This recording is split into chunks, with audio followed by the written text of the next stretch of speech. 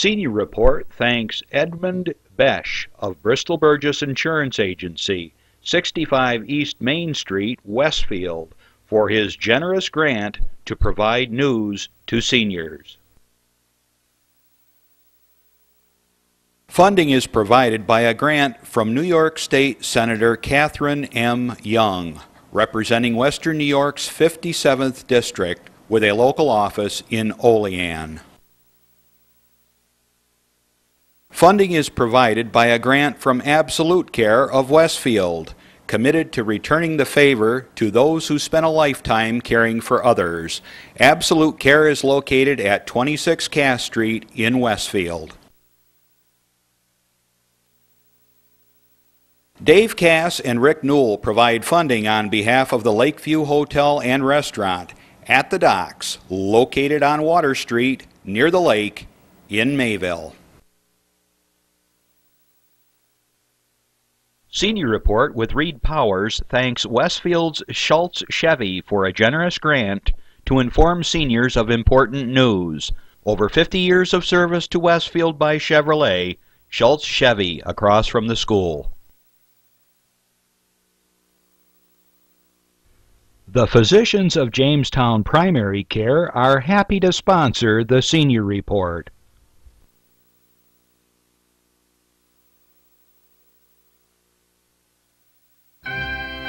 From the Access Channel 5 television studio in Mayville, it's Senior Report with Reed Powers. Senior Report is broadcast live throughout northern Chautauqua County on Saturday morning from 9 to 10 a.m. each week. Call in and share a thought, make a comment, ask a question, or simply wish someone a happy birthday on Chautauqua County's only live call-in senior program. Since 1995, Reed has been bringing viewers hundreds of interesting guests, informing the community on a variety of subjects. Here's the host of the show, Reed Powers. And good morning. What a beautiful day it is in Chautauqua County, not like down on Long Island and New Jersey and New York City. They had one big storm, didn't they, guys? They've never had as high a water or rough a water as in the history of mankind, apparently. It was just unbelievable. And I used to live in Lindenhurst, right on the bay. They tell me the house next door is gone, but I don't know what happened to my house. They haven't given me a report yet. Maybe they don't want to hurt my feelings about my old homestead. But it's been pretty rough. And of course, the people in Staten Island are really raising Cain because they weren't getting any services. And now everybody in the world's down there. FEMA is coming through. FEMA is a federal emergency funding which takes care of the people that are really badly hurt. I actually got FEMA doing another hurricane which hit our house, and they helped out quite a bit with the damage we'd suffered. It's a wonderful, it's just really a wonderful setup, the Federal Emergency Act. And Obama was down wandering around all over the area and checking out things in New Jersey with Chris. And Governor Chris had been extremely and harshly critical of Obama, but now they're buddies and friends, and the politicians are saying, hey, Chris, you're a Republican, you're supposed to be sponsoring and going with, you know. At any rate, he hasn't said anything yet about the opposition, the Republicans. Romney will have to wait a while, I guess. But at any rate, it's a mess down there, and let's put out our prayers and send them heart. And even a little money, you can always donate. I like to donate to the Salvation Army because 100% of your money goes to services. Red Cross used to be 90% went to the collections people that brought in the funding. They say it's much better now, but at any rate, I have no preference specifically, but I give my dough to the Salvation Army. We have a lot of stuff going on. Of course, the two candidates are firing at each other, and basically the ammunition is You have messed up our economy, Obama, and Obama says, well, you started it. The reason it's messed up is I took over in a disaster zone because of your deregulation and allowing the banks to do what they did and the screw-ups and the loss of housing and so forth. It was a disaster zone when I came over. And now they're fighting it out, and it looks like the edge is going toward Obama, but we'll have to see. Senior Report likes to make predictions on things like this, and Senior Report predicts that after the smoke is cleared and on Tuesday night or Wednesday morning after they counted Ohio, Obama will continue his work in the White House. Prediction number one. And tell him you heard that first from Senior Report. Okay, moving on, the government here in New York is still floundering around, and we're hoping things are going well. We've got two great candidates for the assembly that's up this year, Andy Goodell, who happens to be our assemblyman, and we have also Rudy Mueller, who's a doctor and a well-known physician in the area. They're fighting it out. I want to thank both of them, incidentally, for giving us a grant. We had contact with them, and Andy Goodell gave us a nice grant to help keep Senior Report on the air. And it's just wonderful that people who are in government are supporting our access television, which is very important. It gives people, it's the only way you can get honest, straight news directly from the people.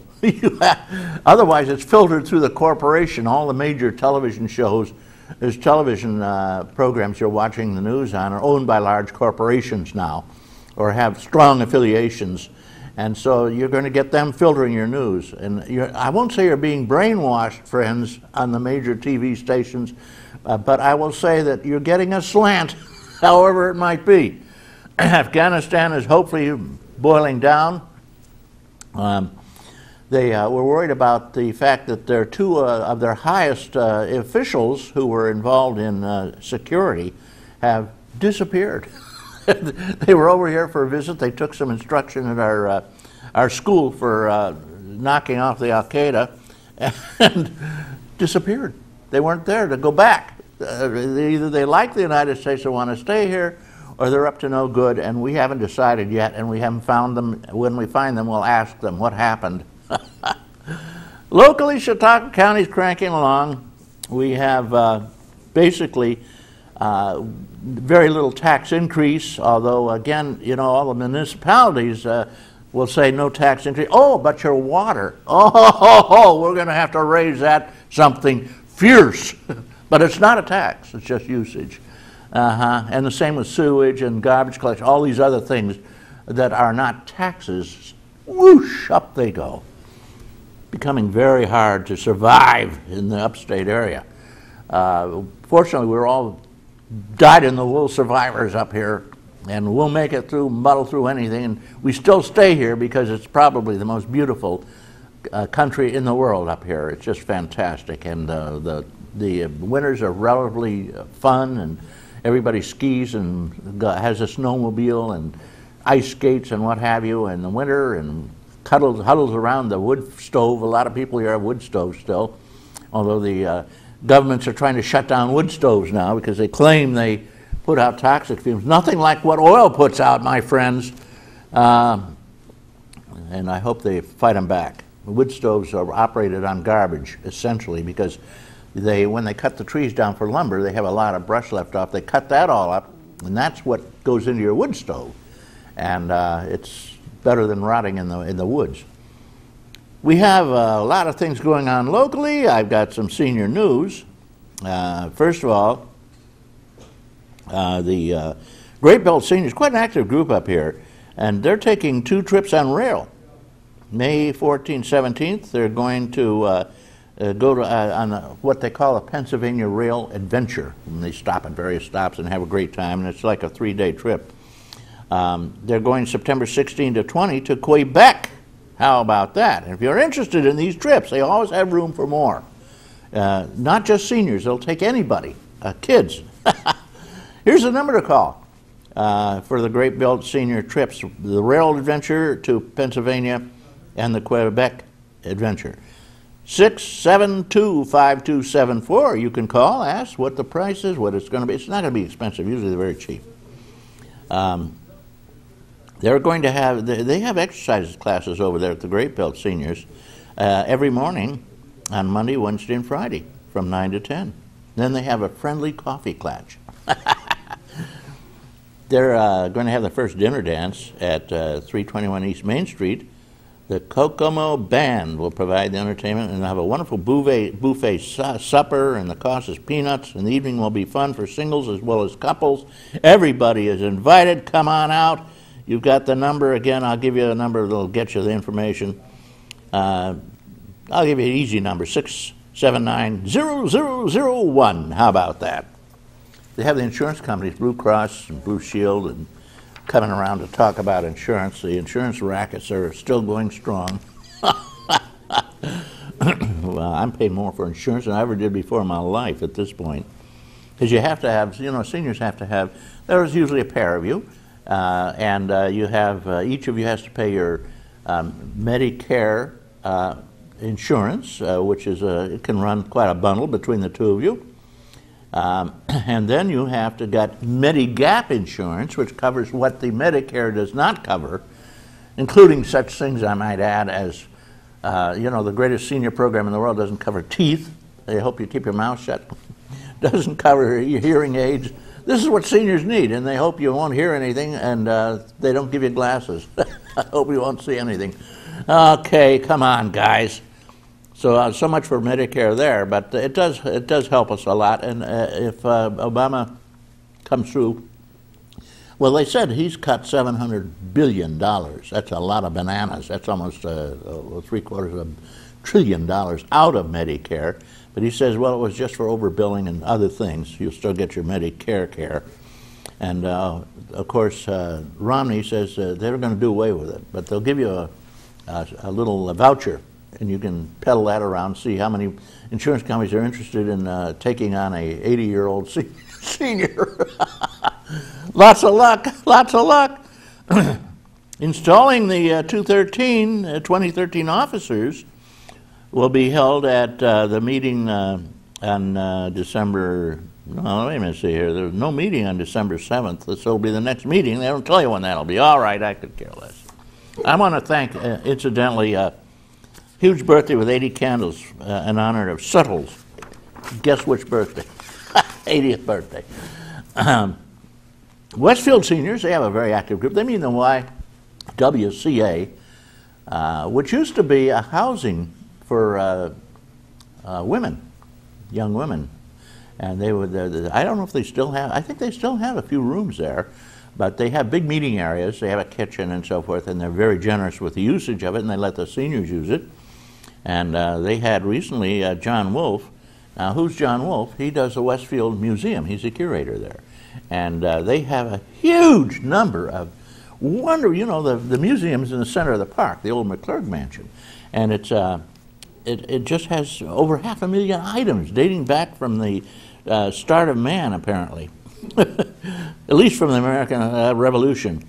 And they have, it's all operated by volunteers. They have 15 volunteers or more who come over and lead you around and show you the stuff. And they have some things you might want to stop by and see this. It's they're skillful exhibits of all kinds. Fiber room demonstrations, spinning and weaving. They have a Native American room. They have a military room. Things that are all of great interest.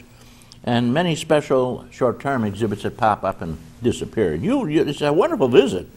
And children are always admitted free, too, and adults is peanuts. And sometimes it's even free for adults, depending on when you go over there. I think when they have the Revolutionary War or the Civil War reenactments in the park there, they let you in the museum free. You just wait for the next one. Shirley Copine does the meeting, does the work over at the Westfield Crowd, opens the meetings and so forth.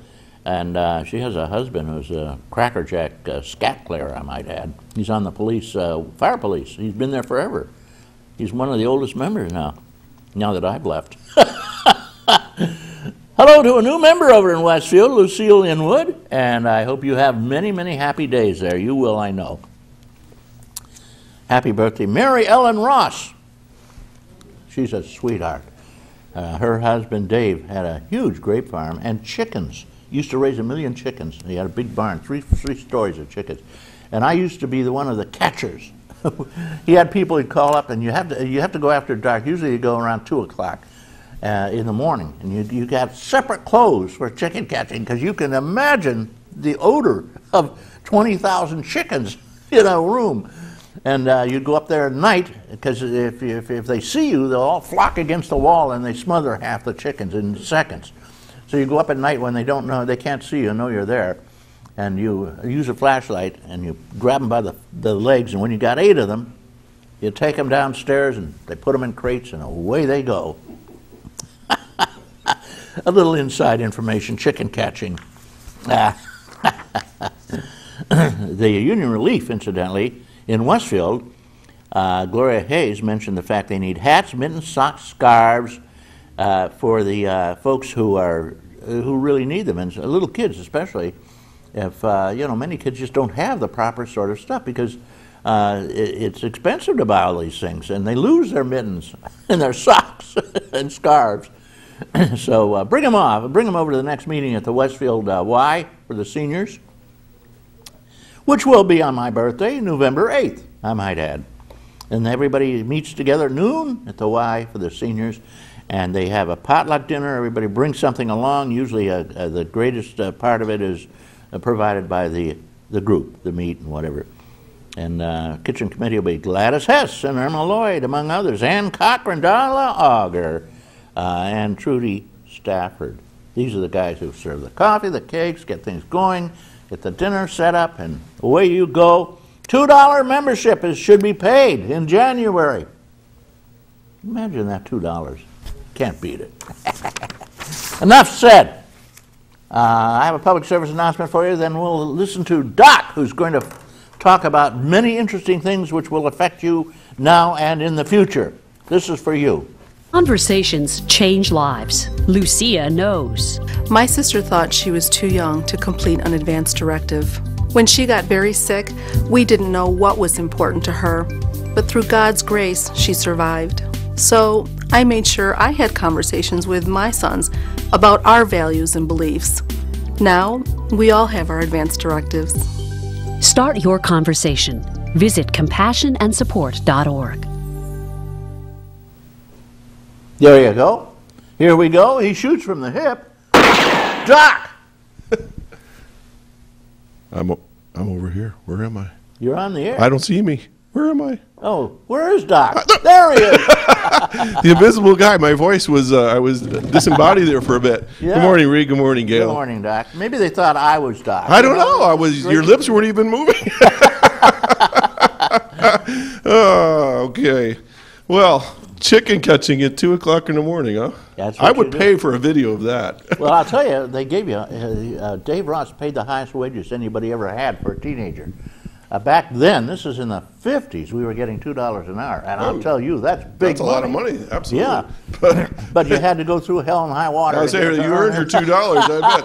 I knew Dave. He was a Rotarian. He was a great guy. Yeah. Well, today I'm going to make a commentary. Okay, last week we talked a little bit about politics. And you know, I don't know about you, but the question has been begging here for the last, I don't know, it seems like forever since this whole presidential campaign has started.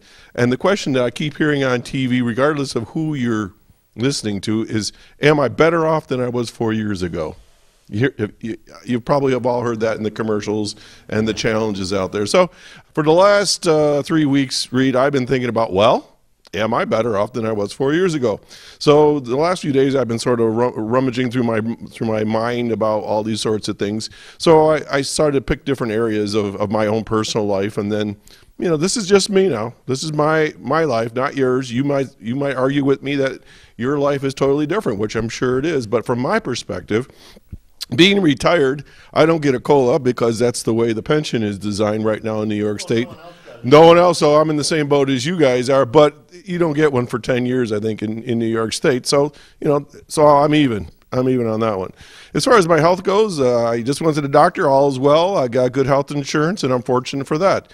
But government hasn't really affected that. As far as wealth goes, I don't know about you guys, but your 401s tanked a few years ago, and they're back up. So there's a plus on that one. I think most of our investments, even things like if you invest in coins or silver or whatever, it's gone up. So in that sense, I'm better off. Gasoline, big deal. All right, it's everybody's talking about it. I've checked the historical records for gasoline. It's like a roller coaster, Reed. I don't know if you remember, but we had all those scares back in the 70s, and there was one in the 80s. So this just seems to be a factor that is affected by a lot of things. It's whether it's the OPEC or if it's our own drilling or tsunamis. I can never say that word. Hurricanes, whatever. So I mean, lots of things affect that. But how does that affect me? Sure, it's affecting me as far as more costs at the pump, and also, in our products that we buy in the stores, because they've got to get there somehow. And then I looked at, well, how do we compare to other parts of the world? Well, back in Germany, I asked, well, if we had to compute that into U.S. dollars, we're paying, let's say, let's call it $4 just for round numbers. They're paying about $7, $8. So we're doing better, but misery loves company, I guess. Work opportunities, as far as I'm concerned, if I want to work, I could find work. I could get part-time work if I wanted to right now. So as far as my life goes right now, it's about even or a little better for the most part. But then I started looking around in my immediate family. 4 years ago, I had at least a half dozen members of my immediate family and close circle that were unemployed. Every one of those folks either have gotten a job or had the opportunity for work, and they're doing fine. My son in Florida has more work than he can handle as a contractor. My daughter's business in Northeast has had one of the best years they've had in years. My brother, who was unemployed, is now a high-ranking what we call manager for General Motors, and he's doing great. They're booming. All right, so I think we've come up out of it. Out of this recession to some degree, but that's my life. That's my group of people that I'm talking about. So to answer the question, am I better off than I was 4 years ago? I think I'm about the same, or maybe a little better, but in some respects there's been some minuses. So I'm going to call it even. Reed, back to you. Thank you, John. I'm glad to hear that. One of the problems the seniors have, so we're not better off. Very simple. We are many dependent upon our Social Security and some small pensions usually, but they have to have a COLA. When there is a inflation, you have to have the cost of living allowance, which would cover the inflation. They're not giving it to you. You're going to be eating this stuff, cat food, very shortly, and living in your parents' basement or your children's basement as parents or whatever. So you're in the process right now of losing approximately 2 to 3% a year. 10 years time, the dollar, which was $1, say, 10 years ago, in terms of this year, is now worth 47 cents because of inflation and the fact that you have not received the COLA. Seniors are getting 47 cents worth of product when they had $1 worth 10 years ago. Half your money is gone, guys, and Congress refuses to accept this fact. And of course, the pensions, like the state pension John mentioned, they don't give you much. And they also said they'll look at the federal figures, say, well, the federal phony figures, which the so-called core inflation, which moves up and down whenever there's any show of inflation, they fudge it around so that seniors aren't going to get upset when they don't receive a decent COLA. Like, what do we get this year, 1% or something? By the time they take it out of your medical costs for Medicare, it's gone. You've blown it all. It's finished. Again, you're going to be going down. You see things are jumping at 25% in the supermarket. Everything's jumping like crazy. My insurance went up 25%. It's just going on. It's a madness. You're not getting money for this, seniors. You're not getting compensated. So you're having less and less and less for your dollar, and you're going to be in real trouble, all on welfare very shortly, or living in your children's basement eating cat food like they did during the recession. Time to waken up this Congress.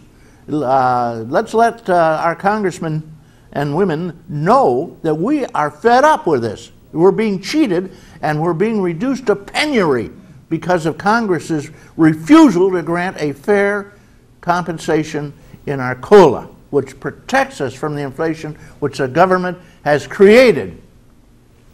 5% this year, they suggest, would be the minimum. Enough of that. I'm going to write a cookbook for cat food.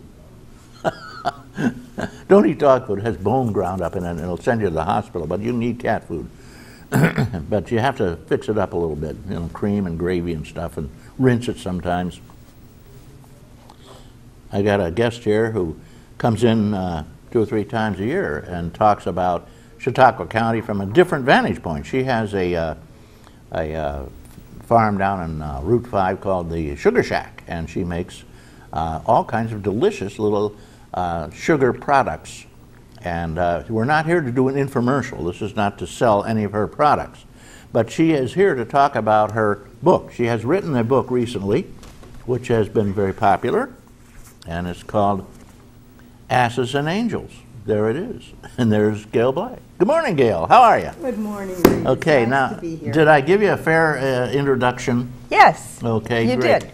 I wanted to, let me see, let me have that. She will give you the Asses and Angels for a very reasonable price, and she'll throw in some of her wonderful Sugar Shack stuff. I don't know which one this is. Now, That's great grape syrup. great. And this is a picture of my farm on the cover of the book, so the grapes in the syrup are grown right Right. there. Well, see, I have a special relationship with Gail because that farm was in my family for centuries, and I was raised there. And it is indeed a most beautiful spot. You must have about, I don't know, probably a 1,000 feet along the lake or something there. It's huge, huh? Close, yes. Yeah. Yes. Well, now, what I wanted you to do is talk about your book. It's unusual to write a book, and this is your first book, right? That's correct. And are you writing another one, you think? Yeah, I've started another one. Okay, well, now you get into writing a book, it's hard to stop. That's right. It's addictive. Yes, it is. Well, give us a brief outline of some of the issues that you've discussed. Now, I know you did suffer abuse, and Yes. you, in your little box, gift box you sell, you do put in a pamphlet on abuse, right? That's correct. With a number to call. My kids, we had a phone list of emergency numbers on my kitchen bulletin board. And it was, you could call for 911, you could call for this poison control, whatever, and one of them was child abuse. And so I had to cut that out of it. I didn't. Yeah, right. I didn't want my kids, when I kicked them in the asteroid zone, calling child abuse and saying, my father just kicked my ass. Well, I think today it's all covered by domestic abuse, and Yeah. it happens to men and children as much as it does to women. Yeah, right. Well, now, yeah, tell us about that. Well, the main focus of the book is to draw attention to domestic abuse because... Now, what is domestic abuse exactly? Well, now you're not asking an expert, but I think that it is control by one person against another, and it affects a person's self-image. It destroys their self-image, then it grows, it escalates, it becomes physical abuse. Sometimes it even leads to attempted murder or murder. And it's very, very dangerous. And It escalates, in other words. yes, what it you're does. saying. And it's hard to see because the abuser is like a chameleon. The abuser is usually very good at disguising their control issues and their abuse issues and making it seem like they're really a wonderful person. And then as this begins to go and their agenda begins to grow, it escalates to the point where it's very harmful to those in the family. Now, you had, one of the big problems you had was your husband, who had a very serious heart attack and other things, Yes. which had really messed him up, but also Yep. had an alcoholic mother, and Yes. He became abusive. And- Yes, he did. And it's very hard to walk away when you say, in sickness and in health, till death do us part, when someone gets sick, no matter what they do, it's very hard to walk away and say, well, I'm not going to help you anymore. I understand. So in my situation, I stayed far longer than I should have. And those who suffered the most were my children. And I will Now, you had 3 children, I right? did, and the abuse went to them also. And it was a very difficult thing to walk away from someone whom you knew, you recognized had mental problems, but also then had a heart attack and became very, very dependent and very ill. But the abuse didn't diminish, it increased. to the point where it was no longer possible to stay, And, no matter what. Right, so you couldn't So you stay, leave. so That's right. you separated, right? Yes, And, and filed divorce, and that is the most tragic part of the book. But, oh, really? Yes, but all three of my marriages involved abuse in different ways. Abuse comes in different forms. Some of it is just control, and it gets to the point where the person wants to control every area of your life. And some of it's financial. They may see that you have something they want. And so there are many forms of abuse, many different faces on it.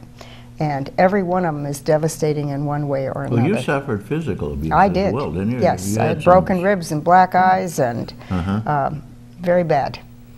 Well, now, your problem with this abusive husband, he was up in Westfield somewhere, right? In a, Yes, an he was. apartment or a condo? Yes, he left under the advice of the sheriff's department and the village board, because he was the chief of police. And at first it was very difficult to get any credibility, because he was the chief of police. He had credibility.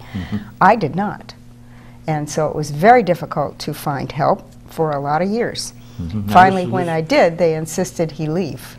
This is probably what happens to an awful lot of people who are I think suffering so. abuse. They- As you say, they're chameleons. They're very nice and sweet to everybody, and Yes. the neighbors all say, terrific guy, you know. And the but person- they whack you all to hell, you That's know? right. And the person who is on the receiving end of that is the victim.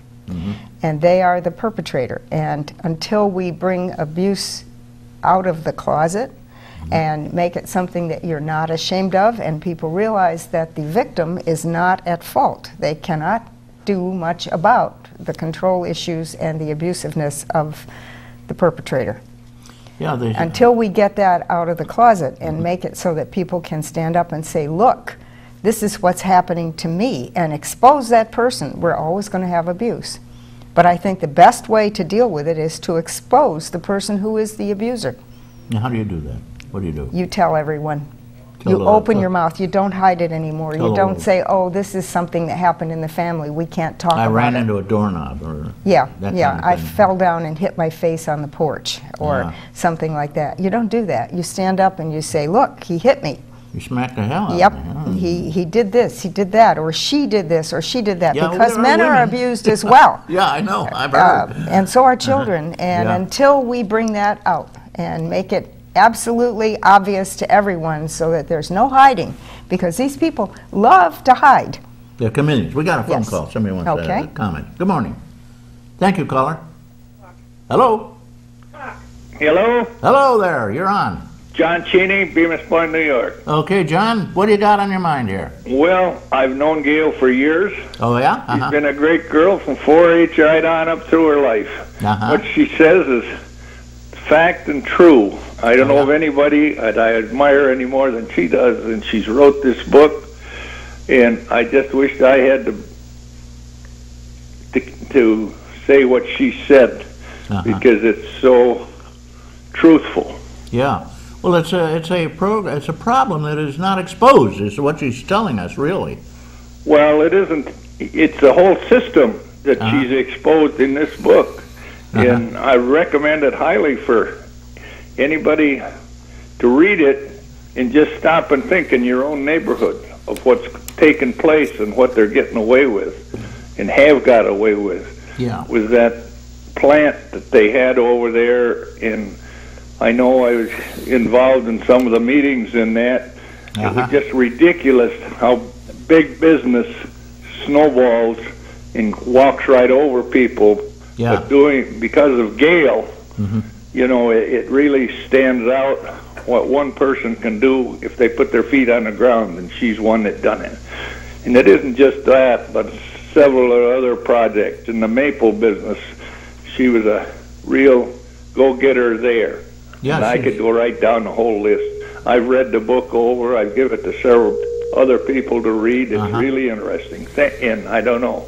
And all I can say is thank you, Gail. Keep going. So thank you very much, John, for Thank your you, John. information, and I will recommend the book. Well, if you don't, I I don't know. If you haven't read it, you better read it because it's so true.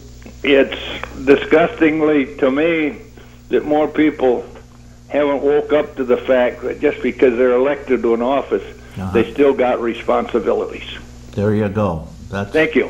Thank you. I better shut up before I say something about individuals. John, send me a stamped self-addressed envelope to Box 188 here in Mayville, and I will send you two $5 off at the Lakeview, that beautiful little restaurant, down at the foot of the hill. Oh, you don't have to bribe me. Well, I can. If I need money, I'll go over and get it from Gail. I'll give it to her. Okay, thank you very much. And give her the thing. I could even eat with her on that bank. And that way it'll save you the postage. Well, I've eaten out many a time because that was my home. Okay, right on then. Okay, thanks a lot. It's my pleasure. Yeah. Bye.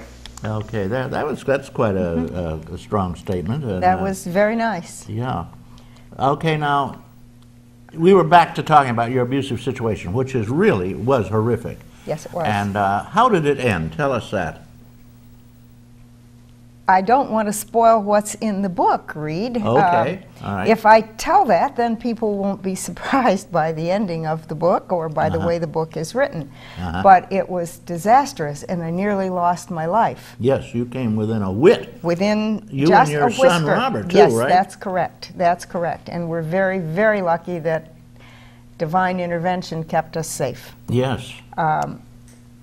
I don't want to spoil what's in the book, but the book will show you that there is no way to see an abuser before you become involved with that person.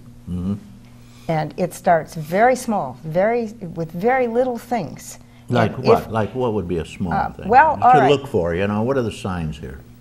Loss of temper. Temper. Yeah. Taking you away from your friends and saying, oh, I don't like that person. I don't think you should be friends with them. They're not in your best interest. Dictating your friends. Dictating your friends. Dictating your every move. Keeping you financially dependent upon them. There are just many, many ways that are signs of abuse. Keeping you from ever increasing your own value.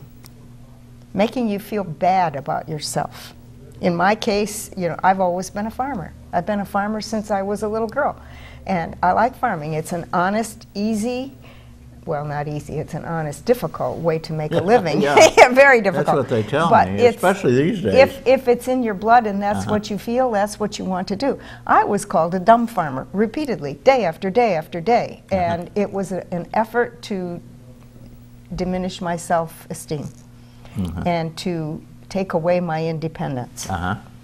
Those are the things you look for. It might be as small as someone just pushing you or throwing a cup of coffee or breaking a dish, but that escalates over and over until it becomes really dangerous.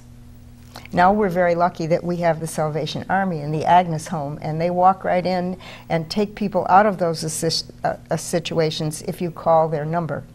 And they are wonderful people. All the money that goes there. What's this called? It's the Salvation Army Domestic Abuse Program. Is and that it runs up there? out of, yes, it runs out of Jamestown, New York, out of that Salvation Army office. And it is a wonderful thing for people in abusive situations. They help. They come and get you. They take you out. They protect you. And they give you counseling. And they put you in situations where you talk to people who help you. Okay, we got And- another call. yeah. You want to take a call? Sure. Or along those Sure. lines? Good morning, caller. Thank you for waiting. Good morning, Reed. Good morning. I'd like to tell your guest that I'm just inspired by what she's talked about, and I'm looking forward to reading her book someday. I understand that there's help for victims, and that's so important. But I was wondering, what happens to the monsters? The people that do the abusing, Gail? Where do they go? What happens?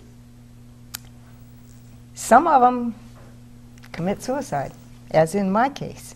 Oh, dear. Some of them are bright enough and smart enough to realize that they need help, and sometimes I believe our justice system insists that they get counseling and help, and some of them just go right on abusing the next person and the next person and the next person. So it's really important to come forward, right? Right. So the answer is, as Gail has pointed out, is exposure. You've got to expose them. I believe the answer is exposure, yes. I think we have to be sure that if we become abused in any way, that we insist that the person who abuses us is exposed and gets some help if we want to continue in that relationship. They might go to jail. They might. Yeah. They very well might. Yeah. I think on the front of the Post-Journal there was one the other night that pushed a baby aside and choked the victim. That's unacceptable behavior. We need to expose it. We need to make sure that the proper punishments come down for those people. I think CASA helps in child abuse. And How do they help? They protect children, and they give children alternatives, and they have mentors for children who are in abusive situations. Yeah, Claire. Yes, Judge Claire. Judge Judith Claire is I think she does a involved in that. marvelous job with that. And I think in school, teachers should be aware of children who mention abuse at home. And I think that those things should be dealt with. I don't think we should allow abuse of children, no matter what. Well, in some states, they're actually cracking down on parents who spank their children. Well, you know, we've all got a padded butt for a reason, and there are times when a kid needs a smack there. Well, as my But mother, I don't think we should do corporal punishment, and I think that there's even more devastating abuse to everyone. Well, spanking with a hand's one thing. Using a belt or a stick or something, a whip, that's is a something different else. game. If you leave But some I think real marks, if you attack a child's self-image, and if you call them names and you treat them badly and hurt them, that you don't actually have to hit them or bruise them. You can damage their self-image with the other things. Yeah, that's the alternative to a kick in the butt. Yeah. Is telling them they're bad and downplaying them. Quick, swift kick is probably better because there's no self-image. Well, I don't know about the kick, but a little smack on the butt I don't think hurts them, and it sometimes draws attention to their behavior. I think timeouts are wonderful. I think children really don't like timeouts, and I think that's a really good thing. We never when heard I of was a that. kid, we didn't hear of No, that. we never heard of we that got kind of stuff. cracked on the butt, Yeah, didn't we? you got a Reed? smack in the top of the That's head, right. or a Yeah, kick in the or we rear. got to sit in the corner. Now that was sort of like a timeout, but you had to sit in the corner. You had to face the corner. Too. That was yes, a lot of school. that's Then right. you had the dunce Although, cap. You had the dunce cap. you know, yeah, and that really was embarrassing. But I had a teacher in 7th grade that made me, when anybody chewed gum, and I was chewing gum one day, I had to push it down the aisle with my nose on the floor. You're kidding. No. That was in Bemis Point. And I think, and then sometimes if you talked in class, you had to hold a thumbtack on the board with your nose. Oh my goodness! So you didn't see anybody. But now today, probably that wouldn't be allowed. But Oh, it they was put effective. the teacher in Yeah, jail. it was effective. It really was. Didn't hurt anybody physically, but it was effective. Right. But there are many ways that we have learned to deal with abuse and to deal with misbehavior in children that doesn't involve abuse. Well, it's I think it's an educational thing, and I think that the Salvation Army domestic violence program does a wonderful job in helping people understand what abuse is and helping them get out of those situations and establish their life. The purpose of my book is to show people that no matter how bad the abuse is, you can succeed afterwards. The sun comes up the next day. Every day has the opportunity for happiness. You have to decide that you want that happiness. Well, now that you can move forward out of those situations and develop a life of your own. And I had many angels, which you will read about in the book, who came forward to help me. And if you're from Westfield, you will probably recognize those people. And they were very good to me. One came daily after the suicide and made me get out of bed, go out in the sunshine, and get productive. Sit on the porch and get the sun. Well, go to work. Find something to do that's productive. I had grapes. Yes, that's correct. I had other friends who came, actually another chief of police, and saw the devastation in my life and rotivated my whole farm, all 40 acres of it at that time. Really? For days and days and days, because they felt bad. Well, isn't that sweet, though? Yes, it was. I mean, there's some wonderful, caring people. There are around many angels, more angels than there are asses.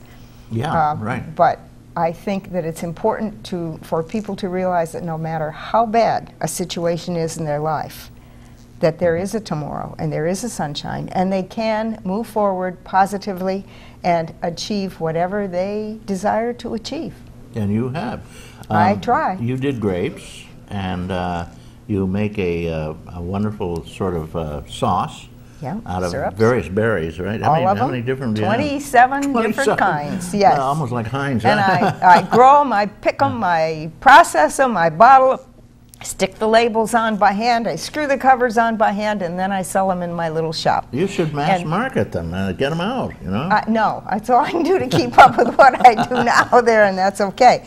But it is a wonderful venue to help promote tourism and business in Chautauqua County. Yeah, well, that's the biggest possibility. And the book also does the same thing. It talks about what a great place it is to be. Oh, Westfield's fantastic. Yes, I got one more phone call here for you. You want to take it? Sure. Okay, thank you, caller, for waiting. Oh, well, thank you. Good morning. Good morning. This is Linda Spalding. Well, hello, Good morning, Linda. Gail. Good morning, Reed. Linda raises grapes over in Chautauqua. Very good. Hello, No, Linda. I don't.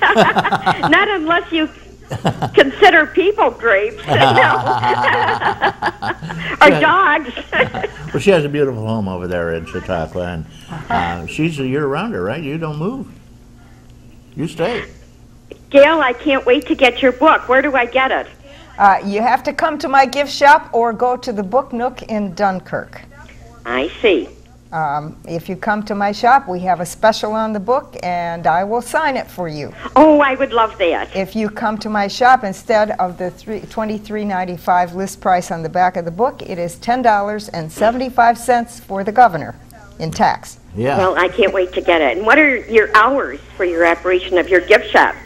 All you have to do is call me, and I will be there, but my regular hours is listed on my brochure and advertising are Thursday through Monday. 1 to 4 in the afternoon. But you can just call, right? You can just call and I'll be there. What's the phone number? 716-326-3351. You can leave a message. I also am going to be at the James Prendergast Library on the 15th of November for a book signing. And you're welcome to come in there and we'll talk about things that are in the book. One thing I was going to tell Reed, you know, everybody's mentioned that I work hard. I do. I grow that fruit, I pick that fruit, I process it. I've had grape farms. I was a mink farmer in my early years. And I always said, and it was a joke, I said it as a joke, you know, I'll work very hard till my body doesn't work anymore, until it gets old and hard to move, which it is. And then I'll write a book. Because my mind will still be virgin. And that's true. I've been mentally lazy but physically active all my life. There you go. So please come over and get the book. I will. It will be a pleasure. I can't wait to read it, and congratulations on getting this written and published. Thank you, and I hope it does help some people. I so far have about 50 reviews from people who have emailed me and done it on Amazon. You can also get the book on Amazon. You can get it for a Kindle. Or a Nook by typing Asses and Angels into the search bar on either Google or Amazon, and all kinds of places to buy the book show up. Well, I like to have the book in my hand, you know. I know. And I'll sign it for you if you just come see me. I'm a lover of books. I also wanted to mention that the Salvation Army does tremendous work for the community. I have sent so many people to that Jamestown office and to the Agnes home. Yes. They deserve a lot of credit. Yes, they do. And they do it without much publicity or help. There's a number, 661-3897. Also, I wanted to ask you, did you find that people who are abusers were abused themselves as children or witnessed it growing up? No. I think that a lot of people learn from seeing that or being abused not to do that. And this is one thing I told my children. You have choices when you grow up. You do not have to treat your children the way you were treated. You can step over that. You can become what you want. You make choices in life. And you're responsible for the choices that you make. That's very good advice. That's excellent advice. Is there anything that you wanted to say about elder abuse? Because I work for the Office for the Aging, and Jane Morris is the director of the Elder Abuse Program. I would think you would need to speak to her. I am not an expert on elder abuse, and boy, I hope it's not as prevalent as domestic abuse. But we don't know. We hear about it, we read about it in the paper, and where there's smoke, there's usually fire. Yes. And the elderly oftentimes will not come forward. Well, they can't. Many of them are not able to come forth. And so it's good we have advocates for them and people who are looking after them. And of course, I don't know how you would find out unless you were close to the situation. Again, the abuser isn't going to tell you. No. And many times older people can't. Yes, and sometimes they're afraid. That's right. And they don't know where they'd go or who would care for them. Especially their children. They fear their children. All right, there you go. Well, thank you very much for your comments. Well, I will be getting your book, and I wanted to just mention that we have services with the Chautauqua County Office for the Aging, and the phone number in Mayville is 753-4471, and toll-free Dunkirk-Fredonia area is 363-4471. Now, if somebody were to call the center there for the Office of the Aging and try to report elder abuse, what happens? Well, they would get referred automatically to Jane Morris. Jane Morris. And she's wonderful. Well, good. We have I suspect there's more elder abuse around than meets the eye. Well, she gets to the bottom of it. Good for her. Jane Morris, there you go. Remember that name. Yes, I will. How's the old man over there? Oh, the young man. Well, he's been playing his penny whistle, and I've been taping it.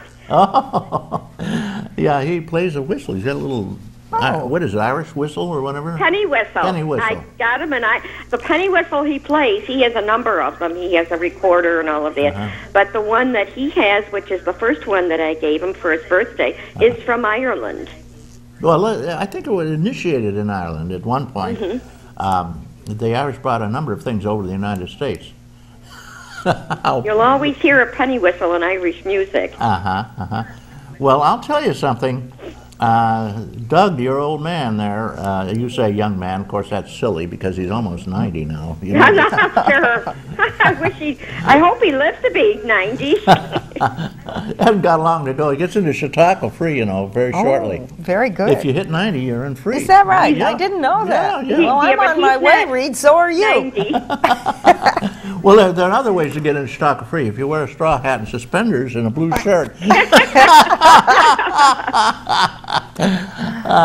Okay, Linda Spalding, thank you for your commentary, and I hope you have a wonderful day, and I hope you find plenty of jobs for seniors with your senior work program. Okay, well, thank you. Have a great week, and I look forward to meeting you, Gail. And me too, and I will look forward to spending a few minutes. Okay. I want to know about all the things you do. Thank you. There you go.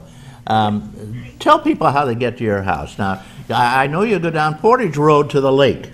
Take 394 north to the end where it meets Route 5. Route 394 is Portage Street or Portage Road in Westfield. Yep, it starts in Jamestown by the mall or below. Then you hang a right and clock off 1 mile on your odometer, and you'll be there. That's right. You'll when see you a big pass sign. KOA campground on the right, yeah, keep a watch on the you will then left. see on the left a sign that says Sugar Shack. And there you are. And there's also a sign by the road now that says Asses and Angels for sale here. And I had a lady who came in and asked me if I made them, and she didn't know which one she wanted. Well, it's a beautiful place to wander around, and you make maple syrup. How do you make maple syrup? I know you boil a living, well, you know what, out of first you collect sap. You collect the sap, and it takes 40 to 50 gallons of raw sap to make 1 gallon of maple syrup. And you do that in many different ways today.